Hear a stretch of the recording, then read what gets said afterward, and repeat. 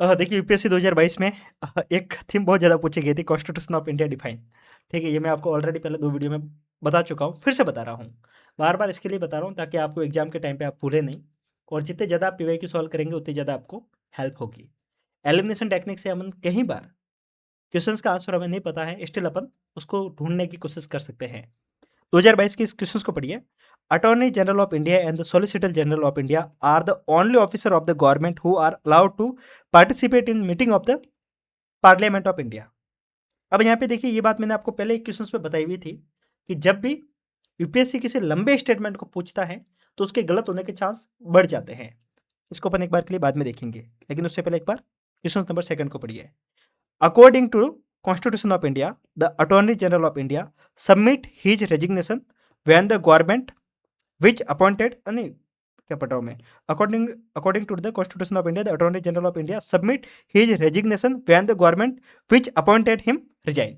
सीधी सी बात है कि जो अटॉर्नी जनरल है वो अपना रेजिग्नेशन तब दे देता है जब जिस गवर्नमेंट ने उसको अपॉइंट किया है वो रिजाइन कर देती हैं। अब यहाँ पे खेल ये नहीं है, खेल ये है according to the constitution of India. जब भी आप किसी क्वेश्चन को सॉल्व करें तो आपको ये ध्यान में रखना होगा कि आप क्वेश्चन को अंडरलाइन करें। क्या लिखा हुआ है? According to the constitution of India.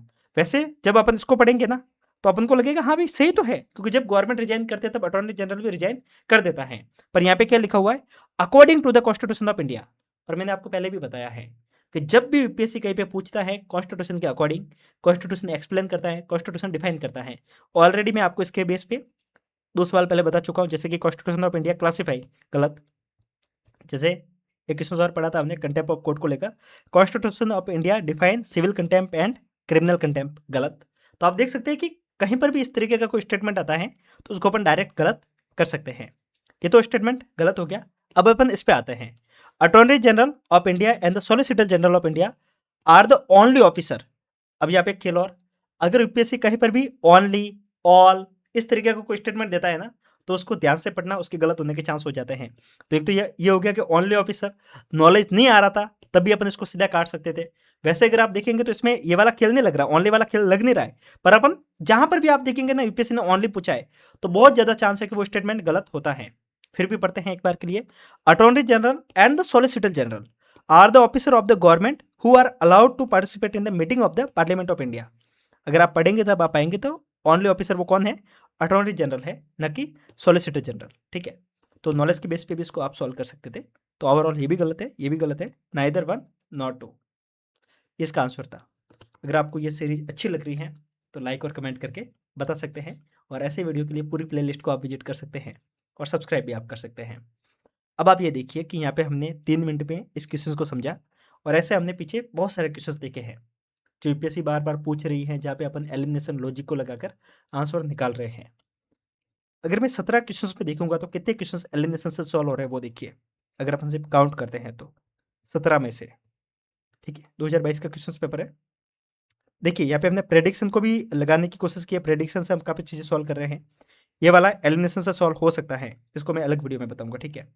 ये वाला प्रेडिक्शन वाला मैंने करवा दिया है। अब अपन सिर्फ गिनते हैं, एक क्वेश्चन, 2, 3,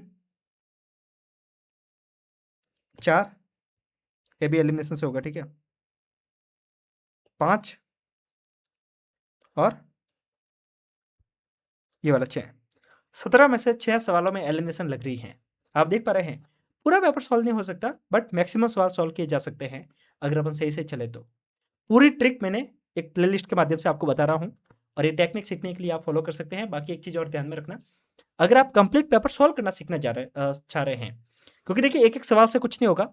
अगर आप ये चाहते हैं कि 2013 से लेकर 2026 तक के 25 तक के जितने भी क्वेश्चन पेपर हैं वो अपन लाइव बैठ के सॉल्व करें, तो आप जुड़ सकते हैं साथ में। नीचे मैं आपको व्हाट्सअप नंबर दे रहा हूँ, आप मुझे मैसेज करना। मैं सोच रहा हूँ क्यों ना पीवाईक्यू के ऊपर एक कंप्लीट कोर्स लाया जाए जिसमें अपन बहुत नॉमिनल फीस में ये सारी चीज़ें डिफाइन करें, सारी चीज़ें एक्सप्लेन करें, और उससे सारे न्यू एस्पिरेंट को हेल्प हो। अगर आप जुड़ना चाहते हैं, अगर आपको लग रहा है कि इस तरीके से पूरा कोर्स लाना चाहिए, तो आप मुझे मैसेज करके बताना, क्योंकि मुझे लग रहा है कि आप जैसा बताएंगे वैसे अपन उसको कंटिन्यू करेंगे, ठीक है। बाकी आपके कमेंट का मुझे इंतजार रहेगा। मिलते हैं, तब तक के लिए नमस्कार, जय हिंद।